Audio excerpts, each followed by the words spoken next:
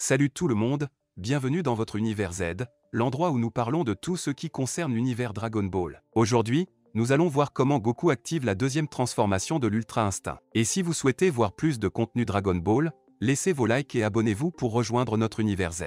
Les transformations et les combats épiques ne manquent pas dans Dragon Ball. Quand on parle d'un Shunan qui arrive toujours à se surpasser à chaque arc et film, on ne peut pas ne pas mentionner cette œuvre. Cela dit, Goku et Gohan se sont tous deux surpassés au fil des épisodes et même des chapitres du manga, nous montrant qu'avec un bon entraînement et la bonne émotion, on peut atteindre un autre niveau de puissance. Dans cette optique, pourrait-on envisager une nouvelle transformation Ultra Instinct pour Goku? Parlons plus en détail de cette transformation, de ses dernières transformations et de la possibilité qu'il obtienne une nouvelle forme dans la vidéo d'aujourd'hui. Ultra Instinct est une compétence enseignée par Whis à Beru, Goku et Vegeta. C'est une technique rare et difficile à maîtriser, même parmi les dieux, et même Beru n'a pas été capable de l'apprendre complètement. Avec cette compétence, chaque partie du corps se déplace sans avoir besoin d'utiliser les commandes du cerveau, grâce à un déplacement instinctif, ce qui donne une plus grande vitesse et un avantage contre les adversaires qui peuvent se déplacer à grande vitesse. Whis enseigne la technique à Beru, qui ne l'a pas encore totalement maîtrisée. Whis commence ensuite à enseigner la technique à Goku et Vegeta lors de leur entraînement avant la vengeance de Frieza. Dans la version manga du match d'exhibition Zen, Beru utilise la technique lorsqu'il combat les autres dieux de la destruction, mais comme il ne la maîtrise pas, il est rattrapé par Mosco. Dans le tournoi de la puissance, Goku libère la technique après avoir été frappé par son propre Genkidama, qui a été reflété par Jiren. Selon la théorie de Whis, lors de l'explosion du Genkidama, de l'énergie est entrée dans le corps de Goku, qui a retrouvé son énergie, mais en luttant pour ne pas être tué, Goku a franchi une barrière et libéré son potentiel intérieur. La forme incomplète de Goku est appelée Ultra Instinct, Omen. Goku utilise à nouveau la forme Omen après avoir été vaincu lors de son combat contre Kafla. Bien qu'il puisse esquiver automatiquement les attaques, ces attaques ne semblent pas être très efficaces, et Whis explique que c'est parce que Goku ne peut pas maintenir l'Ultra Instinct lorsqu'il attaque, car tout le monde pense à la meilleure façon d'attaquer, et Goku ne peut pas attaquer inconsciemment. Goku charge alors un Kamehameha tout en esquivant automatiquement les attaques de Kafla, mais Whis dit que cela ne fonctionnera pas toujours, et que Goku doit apprendre à attaquer inconsciemment. Goku parvient à utiliser la version complète de l'Ultra Instinct vers la fin de son combat contre Jiren, lorsqu'il est sur le point d'être vaincu. Sous cette forme, Goku parvient à dépasser le guerrier le plus fort du 10e univers tant en défense qu'en attaque, et même la pleine puissance de Jiren ne peut qu'égaler le combat, et est à nouveau dépassé lorsque Jiren attaque les amis de Goku. Goku vainc même Jiren, mais avant de pouvoir le jeter hors de l'arène, le corps de Goku atteint ses limites, ressentant une grande douleur due au grand effort d'utilisation de l'Ultra Instinct. Dans la saga des prisonniers de la patrouille galactique, après s'être entraîné avec l'ange en formation Mérus pendant 6 mois,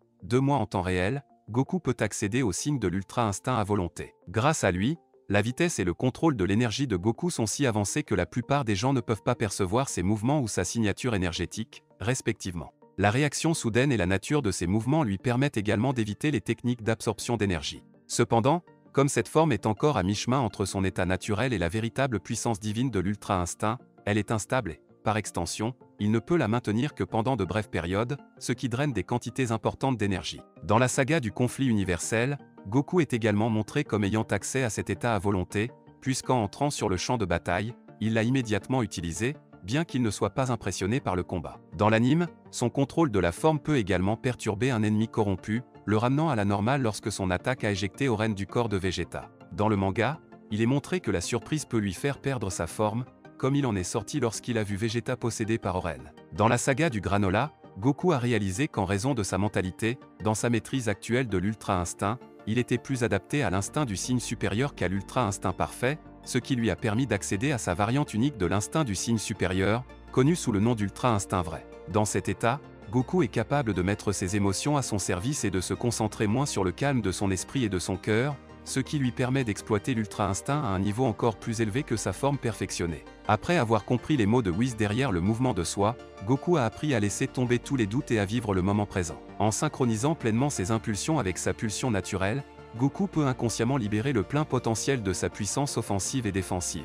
Le point culminant est l'apparition de l'éclat argenté de Goku, qui rend ses cheveux argentés et le teint de sa peau plus éthéré par nature. La puissance de cette forme est bien plus grande que celle de son état initial qui lui arrache complètement sa chemise, dans l'anime. Dans cet état, Goku fait preuve d'un contrôle très fin de son ki, capable de repousser et de contenir calmement toute attaque énergétique lancée contre lui. Il peut libérer des barrages d'énergie en ondes de choc concentrées et annuler toutes les attaques, sauf les plus puissantes. De plus, en accédant à cet état, le corps de Goku est totalement rajeuni. Dans le manga, peut devenir plus résistant dans certaines zones en réponse aux attaques, poussant même des ennemis plus faibles à se briser les membres en essayant de le frapper. Dans cet état d'ultra instinct renforcé, la puissance de Goku dépasse celle des dieux de la destruction. Dans l'anime, il peut également canaliser sa colère pour se rendre encore plus fort. Au début, cependant, en raison du manque d'entraînement de Goku, cette forme ne peut être maintenue longtemps. Dans l'anime, après avoir dépassé la limite de temps, le corps de Goku cède, laissant échapper son énergie de manière dévastatrice, ce qui le blesse gravement alors qu'il régresse à la forme de base. Dans le manga, cette forme épuise rapidement son endurance à chaque effort, jusqu'à ce qu'il se libère finalement de la forme, le laissant lutter pour se tenir debout par épuisement. En même temps, bien qu'il ait appris à utiliser cet état au maximum, Goku ne peut y accéder à volonté, mais seulement comme une réaction instinctive dans les situations les plus graves. Dans la saga des prisonniers de la patrouille galactique, lors de la bataille contre Moro sur Terre, après avoir vu Merus sacrifier sans hésitation sa propre existence pour combattre Moro, Goku en est venu à apprécier pleinement ce qu'est l'altruisme. Prenant au sérieux les enseignements de Merus et son honneur absolu, Goku est devenu capable d'accéder instantanément à l'ultra instinct et de le désactiver à volonté, sans inconvénient apparent. Dans cet état, son pouvoir est capable d'affecter la planète entière, tout en n'émettant aucune signature énergétique perceptible par les mortels. Après avoir reçu des pouvoirs supplémentaires de la part de nombreux combattants sur Terre, Goku a pu manifester un avatar géant de lui-même pour combattre le Moro augmenté. Dans Dragon Ball Heroes, lors de son combat contre Kimbé dans la saga de la planète prison, Goku s'est apparemment habitué à utiliser cette forme.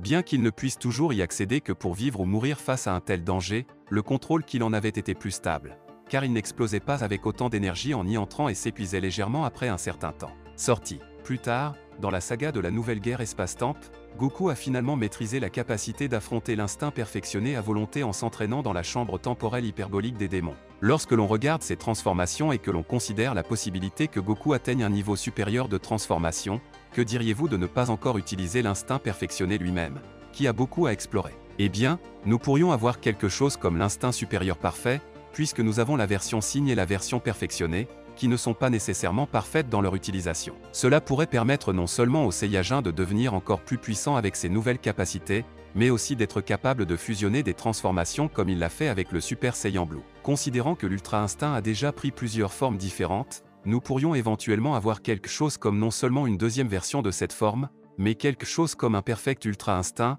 donnant finalement à Goku une force comparable à celle d'un dieu de la destruction, plutôt que de simplement s'approcher de cette possibilité. Cette nouvelle forme pourrait permettre à Goku de se rapprocher des dieux, en lui permettant d'apprendre encore plus de compétences et de techniques du niveau des dieux ou même des anges, étant donné que Goku est plus proche d'un ange et Vegeta d'un dieu de la destruction.